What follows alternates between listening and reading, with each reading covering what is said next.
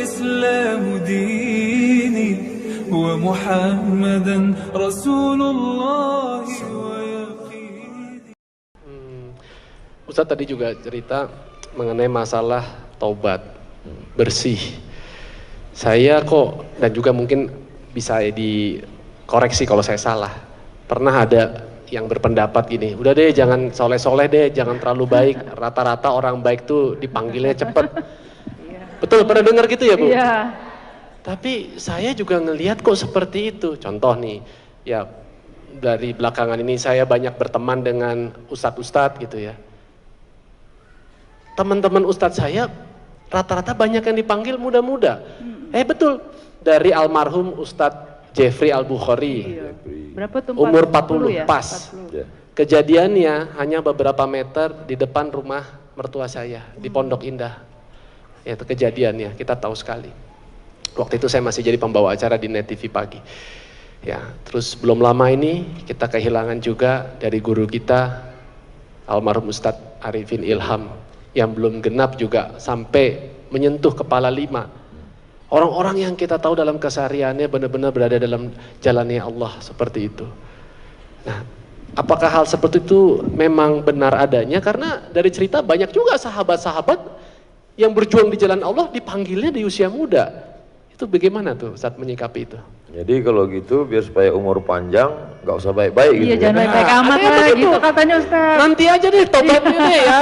Kira-kira kan katanya kalau umatku itu kan umurnya 60 gitu ya. sampai 70. Ya nantilah 55, 58 gitu. Nanti 60 baru gitu Tat. Betul juga, saya pun baru tahu sekarang. ini hadis apa nih saya salah? Gimana nih?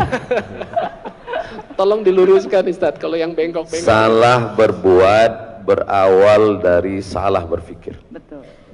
Kesalahan berbuat, action, itu berawal kalau kita mundur ke hulu, hilirnya, ibarat sungai pergi ke laut. Kalau air yang akan sampai ke laut itu butek, hitam, kotor, itu kita mesti pergi telusuri ke hulu. Keliru dalam berbuat berawal dari keliru berpikir. Keliru berpikir berawal dari keliru membaca, keliru melihat, keliru mendengar. Maka berawal dari salah baca, salah dengar, salah pikir, salah action, salah amal. Dan yang paling fatal sampai di akhirat, masuk ke tempat salah bersama orang-orang yang salah, nar jahannam khalidina fiha abada. Maka perlu kita luruskan, dunia ini adalah tempat ujian.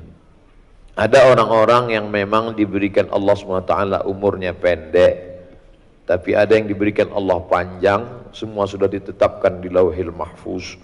Ada juga orang baik umurnya panjang, Mbah Mun, kiai tertua lebih 90 tahun. Dr. Mahathir Muhammad, pemimpin muslim disegani di seluruh dunia, bahkan Zakir Naik tetap dia bela sampai hari ini, umur 93 tahun. Bahkan dalam hadis dikatakan man tala umruhu wa hasuna amaluhu, siapa yang panjang umurnya dan baik amalnya, itulah manusia yang terbaik. Adapun orang muda baik meninggal, Habib Munzir Al-Musawwa.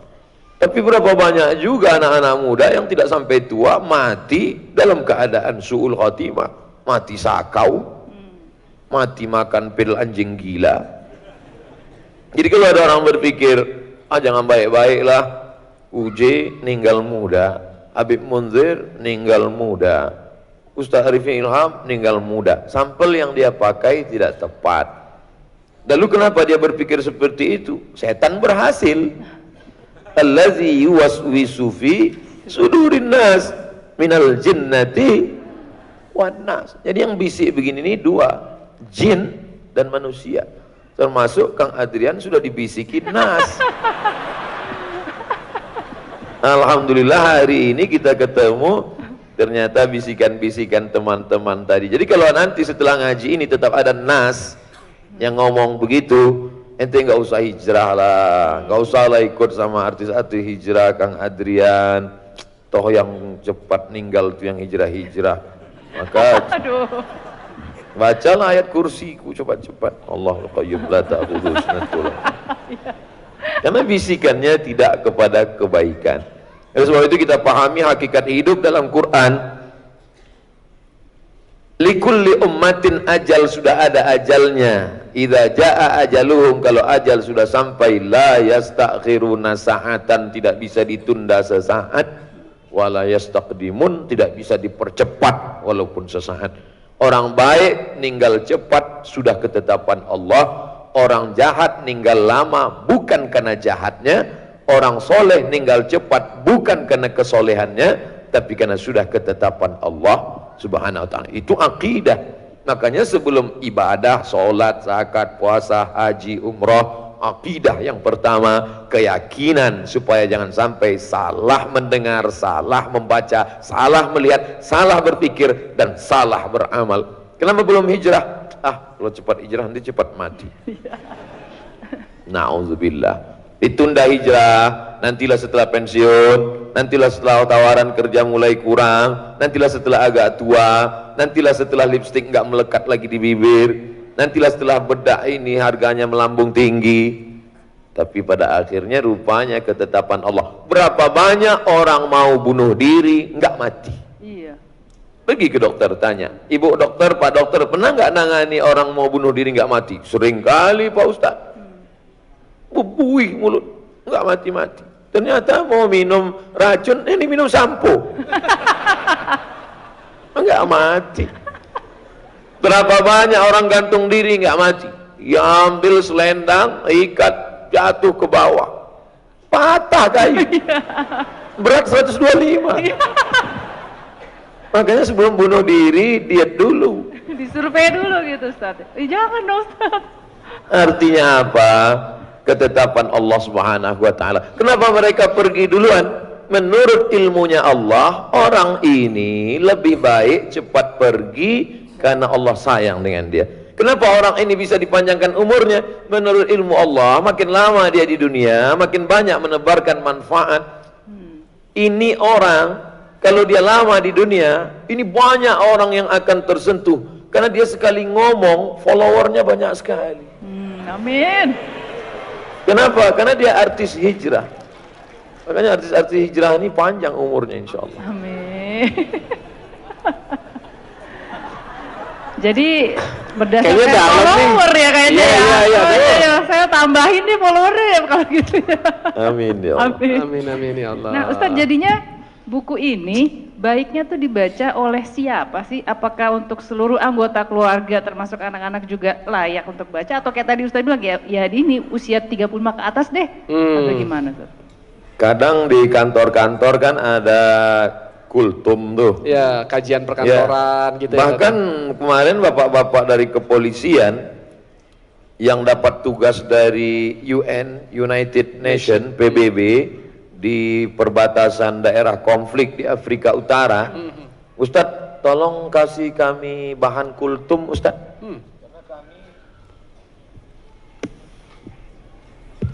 Itu menunjukkan kematian tidak melihat usia. Ya baru sebentar ya. Tolong Ustadz kasih kami bahan untuk kultum Ustadz, karena kami di tempat konflik itu satu-satunya bergantung adalah dengan ibadah. Rupanya tentara, polisi yang utusan Indonesia ke daerah konflik itu mereka sholat subuh berjamaah, zuhur berjamaah, habis itu kultum. Nah, jadi kultum ini bisa kultum zuhur kisah pertama, kultum besok kisah kedua, kultum jadi cicil. Atau di masjid buat pengajian singkat, habis sholat subuh hari Ahad bahas kisah pertama, kisah kedua, kisah ketiga. Atau ibu dengan anaknya sebelum tidur malam, selama ini dia bacakan cerita, ya cerita tentang Pangeran Kodok,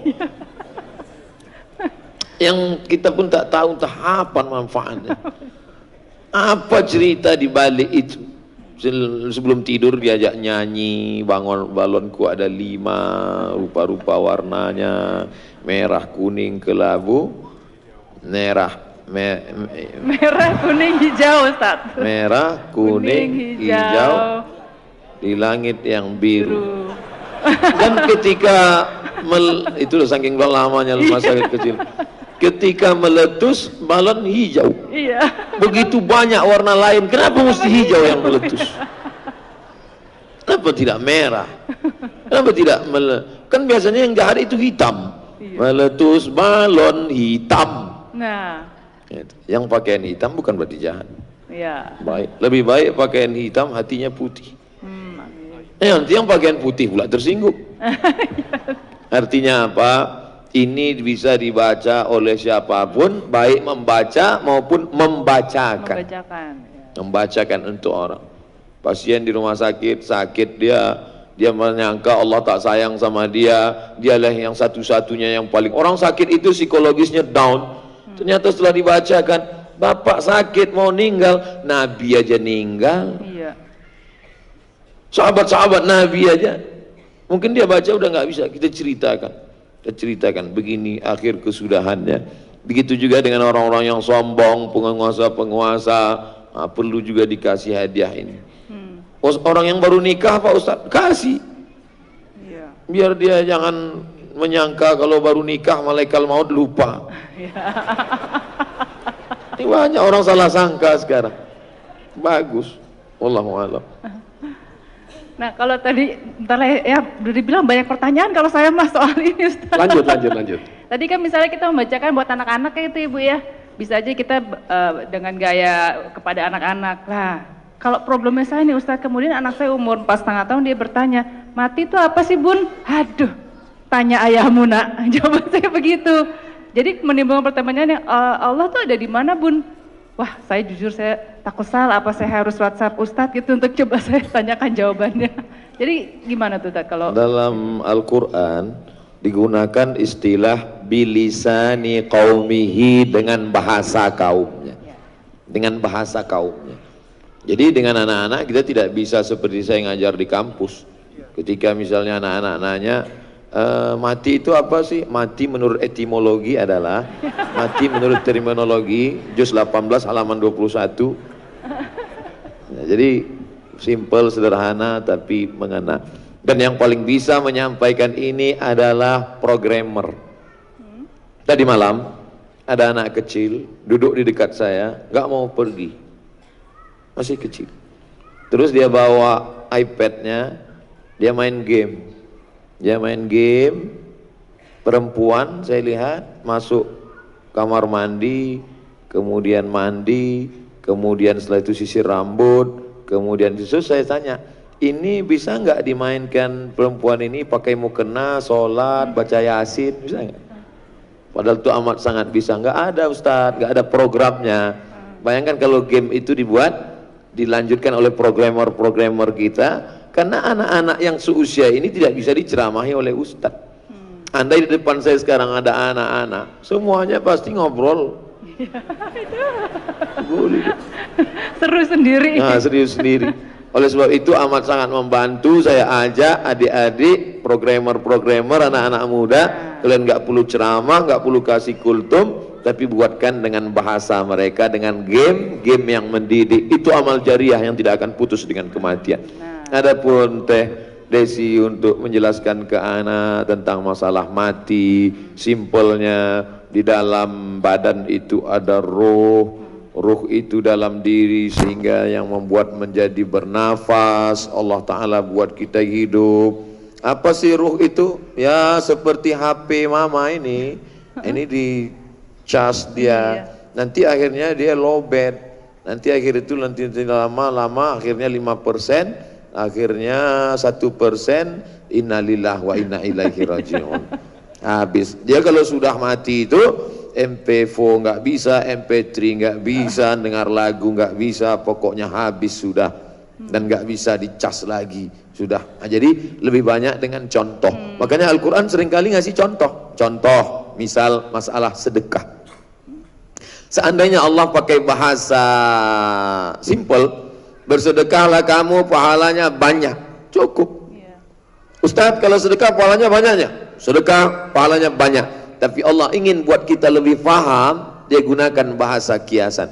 Kamathali habbah, satu biji, ambatat sab'a sanabil, tumbuh 7 bulir, 7 cabang. Wa fi kulli sumbulatin mi'atu habbah, dalam setiap cabang ada 100 biji. Langsung terbayang di benak kita, 1 biji tumbuh 7 cabang, 1 cabang ada 100, 1 kali 7 kali 100, 700. Sebenarnya Allah hanya ingin menjelaskan satu kata, banyak. Mati, itu juga. Gimana sih mati itu, Mak? Mati udah mati, jangan tanya-tanya. Kejam sekali. Bisa kita contohkan matinya laptop, matinya handphone, sesuai dengan kemampuan dia. Yang penting pesan-pesannya sampai, insya Allah. Allahumma. Dan kita melalui buku ini bisa melihat bagaimana para sahabat Rasulullah dalam menghadapi kematian. Mungkin saya yakin teman-teman belum sempat membaca, Ustadz. Ada nggak yang sangat berkesan dari 35 ini, yang paling sederhana, cerita salah satu dari 35 itu, Ustadz, bagaimana para sahabat dalam menyambut kematian seperti itu, Ustadz? Orang selevel Abu Hurairah radhiyallahu an yang meriwayatkan hadis lebih dari 5.000 hadis. Satu di antara 7 sahabat yang paling banyak meriwayatkan hadis, namanya Abdurrahman bin Sakhar Ad-Dausi, sebanyak 5.000 lebih. Dan dia pula sahabat panjang umur, hidup bersama Nabi SAW walaupun 3 tahun, tapi karena dia tinggal di Suffah dekat rumah Nabi, ikut makan dengan Nabi, jalan dengan Nabi, perang dengan Nabi. Dia bentangkan sorbannya supaya Nabi duduk tidak di atas pasir. Hafalannya paling kuat, tapi menjelang kematiannya tetap juga menangis tentang kekhawatiran dia apakah dia selamat atau tidak. Sedangkan kita tidak berjumpa dengan Nabi, meriwayatkan hadis hanya satu-satu, ilmu tidak banyak, amal tidak banyak. Abu Hurairah berzikir malamnya, dia buat tali, dia ikat simpul tali panjang, alfa uqdah, 2.000 simpul. Dia tidak akan tidur sebelum memetik simpul tali ini 2.000. Subhanallah, subhanallah. Tapi menjelang kematiannya tetap juga melelehkan air mata, khawatir takut tidak selamat di hadapan Allah. Nabi memang sudah jamin, man qala la ilaha illallah Muhammadur Rasulullah dakhalal jannah. Siapa yang mengucapkan la ilaha illallah Muhammad Rasulullah, maka dia tetap masuk surga. Jaminan dari Allah, ya. Allah menjamin semua kita ini selamat masuk surga. Amin. Amin. Ya. Tapi dalam hati kita ada kekhawatiran, apakah aku ini masuk ikhlas tulus? Apakah ibadahku ini diterima Allah? Jadi sebenarnya kita sedang mengukur bayang-bayang kita, sedang melihat diri kita jauh di bawah Abu Hurairah. Mestinya air mata kita lebih banyak menangis, mestinya kita lebih takut dan kita lebih bersemangat untuk beramal. Saya ambil contoh itu karena beliau salah satu yang banyak meriwayatkan hadis. Dan As-Saffah, salah seorang yang paling banyak dosanya, di akhir hidupnya itu kena laknat luar biasa, zalim, hobinya membunuh. Kita selama ini kita lihat nama hobi badminton, nama hobi nyanyi. Ini enggak, hobi membunuh. Di akhir hayatnya sakit dalam luar biasa, sakit. Akhirnya diikat daging pakai benang, maaf, dimasukkan ke dalam duburnya, dibiarkan beberapa menit, dicabut lagi, daging itu penuh dengan ulat. Ulat menghantam dalam lambung. Dia sezaman dengan tabi'in, Nabi, sahabat Nabi, tabi'in. Nama tabi'innya Imam Al-Hasan Al-Basri. Kata dia, Imam Hasan Al-Basri, jangan doakan supaya aku sembuh, sudah nggak tahan lagi. Doakan supaya aku cepat mati. Doa dia menjelang mati, Allahumma firli, ya Allah ampunkan aku, meskipun semua orang berkata bahwa kau tak mungkin mengampunkan aku. Ya Allah ampunkan aku, meskipun semua orang mengatakan tak mungkin Allah mengampunkan aku, tapi tetap ada secercah harapan dalam hatinya bahwa Allah mengampunkan dia. Jangan pernah berputus asa, walaupun kita pernah salah, pernah silap, paling tidak di akhir-akhir ujung-ujung usia kita itu, bahwa usia tidak bisa ditambah, tidak bisa dikurang, tapi ada yang bisa dirubah adalah bagaimana kita menjalani sisa-sisa usia yang dititipkan Allah Subhanahu wa taala. Orang-orang yang kita jenguk di rumah sakit, Kita tidak merubah jadwal kematian dia. Kita tolong dia, kita bantu dia. Kita tidak merubah jadwal kematian dia. Yang kita rubah adalah bagaimana kualitas hidup dia menjelang mati itu lebih baik atau tidak. Itu saja. Maka ketika kita melihat orang sakit, kita bawakan makanan, kita tenangkan pikirannya, dia tetap mati juga. Maka jangan kita stres. Kita, Ustadz, ya, yang Ustadz jenguk di ICU kemarin mati. Waduh, tidak. Tapi paling tidak dengan kedatangan kita ke sana, hidup dia itu berkualitas. Itu sebenarnya yang ingin kita sampaikan dengan bercerita tentang kematian, dan kita siap juga menyiapkan orang lain. Andailah semua orang takut tentang kematian ini, saya kira KPK tidak terlalu sulit kerjanya. Iya ya. Ustaz, jadi kalau umpamanya misalnya ada sanak keluarga kita, ya teman, sahabat yang katakanlah sedang dalam keadaan yang sakratul maut, apa buat kita ini yang dalam keadaan sudah hadir di sini, sudah mendapatkan banyak nasihat-nasihat dari Ustadz yang kita bisa bantu atau lakukan kepada mereka yang tadi sudah mungkin akan dipanggil terlebih dahulu? La tuqra'u fi amrin asirin illa yassarahullah. Kalau dibacakan pada perkara, urusan, masalah yang sulit dan susah, maka Allah akan memudahkan. Termasuklah susahnya sakaratul maut menjadi mudah, menjadi ringan ketika dibacakan surat ini. Kata Imam Abul Fida Ismail Ibnu Katsir dalam tafsir Qur'anil Azim, dalam muqaddimah surat Yasin, membacakan surah Yasin. Di ruang ICU, di rumah sakit, izin sama perawat, bacakan. Bismillahirrahmanirrahim. Yasin wal Qur'anil Hakim. Innaka laminal mursalin ala siratim mustaqim tanzilal azizir rahim. Meringankan dia. Kemudian orang yang berada di sekelilingnya itu semuanya berzikir. Anaknya, mantunya, temannya, sahabatnya, atasannya, kawannya, semuanya berzikir. Ada zikirnya sholawat, ada zikirnya tasbih, ada zikirnya tahmid, ada zikirnya tahlil, ada zikirnya la haula wala quwata illa billah. Semuanya berzikir tenang. Ada satu orang yang membisikkan ke telinga sebelah kanan talqin, la ilaha illallah. Satu baca Yasin meringankan, yang lain berzikir. Sekarang kita lihat tidak begitu. Yang satu nangis, mama, yang satu lagi moto. Oh ya. Nah, iya tuh zaman sekarang. Gimana ya? Orang mau sakratul maut masih sempat lagi. Ya. Gimana? Oleh sebab itu ini penting, karena banyak orang yang mempersiapkan nikah. Ya, Banyak. pasti. Banyak orang yang mempersiapkan walimah. Bahkan ada IO-nya. Event organizer untuk nikah dan walimah. Iya. Tapi IO mati. IO menyediakan sakratul maut. Wah. Peluang bisnis tuh. Kita tidak mau buat IO itu. Kita cuma mau semua ini dilaksanakan oleh keluarga. Di mana Sayyidina Ali, di mana Abdullah bin Abbas, di mana Fadl bin Abbas, di mana Sayyidina Al-Hasan, di mana Sayyidina Al-Husain. Saat sahabat Nabi di Saqifah Bani Sa'idah musyawarah siapa pemimpin pengganti Rasulullah sallallahu alaihi wasallam.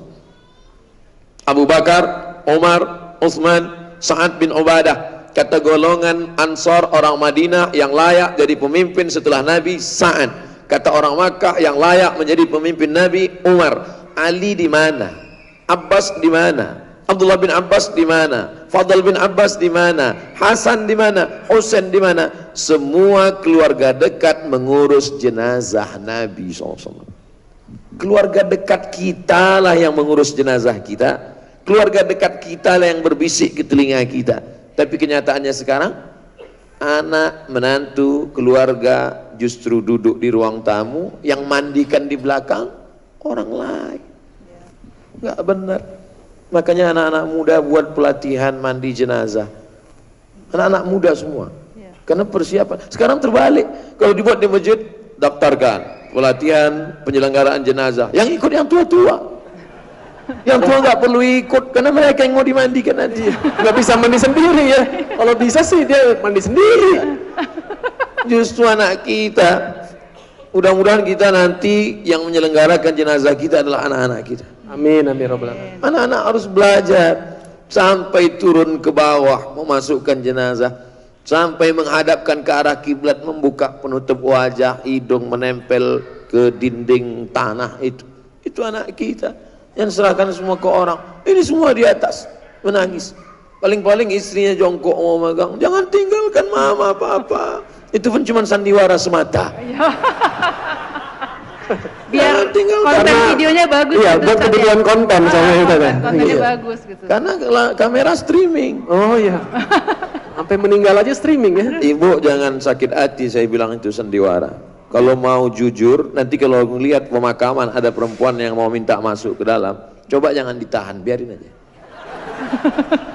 Oh, bapak, biarin aja, masuklah, masuk.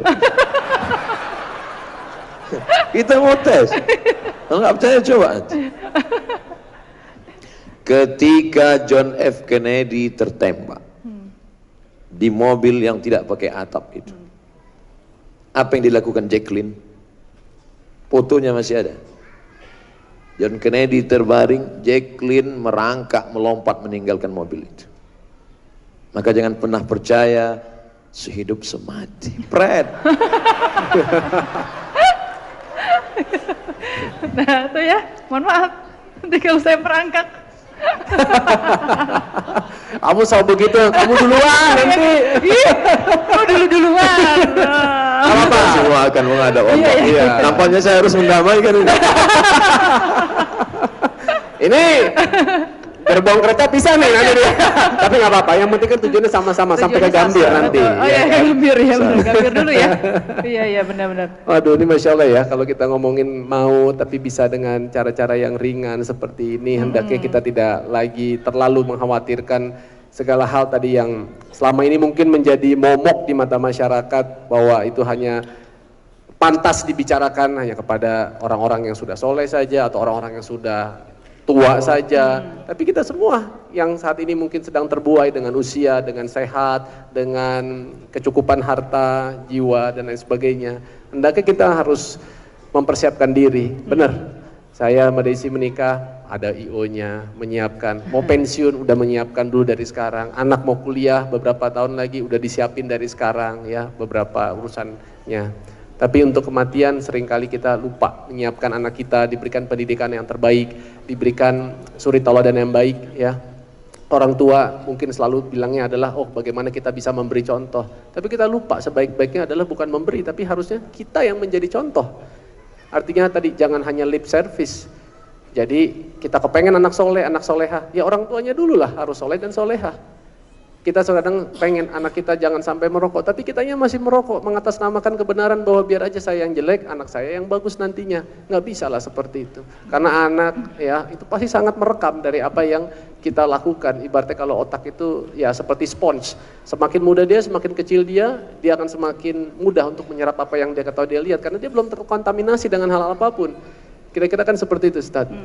Apalagi Bun yang tadi kamu sempat baca dari buku ini yang sangat menarik Tadi untuk kita bedah. juga soal orang tua menjadi contoh, juga kita kan mencontoh guru-guru kita gitu ya. Benar. Nah, yang bikin buku soal kematian bukan Ustadz aja nih Ustadz ya, masih ada yang lain buku-buku soal kematian lain. Nah, ini spesialnya apa Ustadz? Saya hampir tidak ada komentar di buku ini. Jadi saya tidak ada komen sama sekali, saya tidak mau menceramahi orang, dan saya memberikan teks aslinya. Jadi kalau ada di antara sahabat-sahabat jamaah, bapak ibu melihat, untuk apa ini teks Arabnya Ustadz tulis? Untuk nebalin buku ya? Biar banyak halamannya. Biar halamannya banyak. Jadi saya mau supaya bagi yang belajar di pondok pesantren, dia mulai belajar cara menterjemah. Bagi yang belajar di pondok. Kemudian yang baru memulai belajar bahasa Arab, yang kursus mulai melihat mana asli kosakata Arab, mana bahasa Indonesianya. Yang baru mulai belajar baca kitab kuning, mulai belajar grammar, gramatikal, nahu, soroh. Lalu kemudian nanti kalau ada tuduhan Somad Ustadz hoax, nih bukti, beliau menulis dengan dalil, ada kitabnya, ada halamannya, ada jusnya, ada penulisnya, ada referensinya. Bukan ngawur, bukan menurut saya, siapa kita. Jadi benar-benar saya ambil dari referensi yang terpercaya dari kitab-kitab para ulama, supaya kita bicara berkualitas, bergizi, dan masyarakat ini cerdas. Target yang ingin dicapai tidak muluk-muluk. Selesai baca buku ini, mungkin yang dulu kalau 1 tahun bajunya 2 lemari, sekarang sudah mulai setengah lemari. Setengah lemari. Yang 1,5 lagi, dia shopping juga, tapi untuk kain, baju, tetap budgetnya tidak berkurang. Cuman sudah berubah alokasi dananya, 25% untuk baju dia, yang 75 kirim ke panti jompo, baju anak yatim, baju awal sekolah.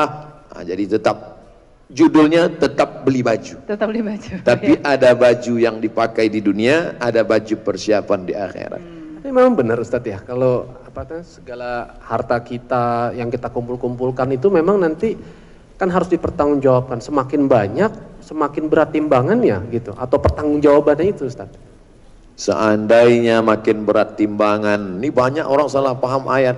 Fa amma man saqulat mawazinuh, siapa yang berat timbangannya, fa huwa fi 'ishatir radiyah, maka dia hidupnya diridhai Allah. Kalau gitu saya tidak diridhai Allah, karena saya paling ringan. Iya, betul-betul. Jadi yang dimaksud dari ayat itu apa? Akan dinilai kebaikan dan keburukan. 25% kebutuhan kita, karena kita pakai celana, pakai baju, pakai jilbab, pakai jubah, dan yang lain adalah terhitung sebagai sedekah-sedekah kita berikan.